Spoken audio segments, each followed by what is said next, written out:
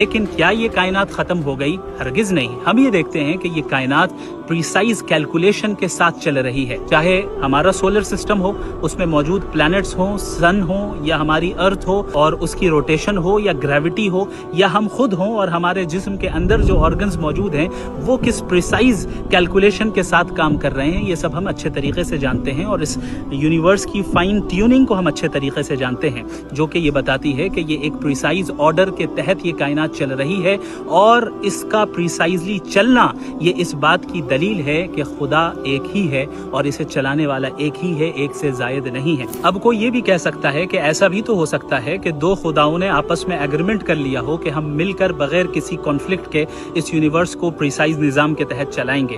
تو ایسی صورت میں جب دو خداؤں کے درمیان ایگریمنٹ ہو جائے تو دونوں ایک دوسرے کے پابند ہو گئے اور ایک دوسرے کے محتاج ہو گئے، اور محتاج ہو جانا اور دوسرے کا پابند ہو جانا یہ خود نقص ہے، کمی ہے، عیب ہے خدا کی ذات کے لیے۔ جو ذات دوسرے کی پابند ہو اور دوسرے کی محتاج ہو وہ خدا ہو ہی نہیں سکتی۔ لہٰذا خدا چونکہ آل پاورفل ہے اور ہر عیب سے پاک ہے اور انڈیپینڈنٹ ول رکھتا ہے، لہٰذا وہ ایک ہی ہے، اور اس کائنات کا نظام خود یہ چیز بتا رہا ہے۔ دوسری صورت یہ ہو سکتی ہے کہ ایک خدا دوسرے خدا پر غالب آ جائے۔ ایسی صورت میں بھی وہ خدا جو ہار گیا اور مغلوب ہو گیا وہ خدا ہی کہاں رہا، وہ آل پاورفل نہیں رہا، اور خدا آل پاورفل ہے جو کبھی نہیں ہارتا۔ ایک خدا کو ماننا اور توحید کو ماننا، وننس آف گاڈ کو ماننا، یہ کوئی اندھی تقلید نہیں بلکہ ایک لاجیکل نیسیسٹی ہے۔ جزاکم اللہ خیر۔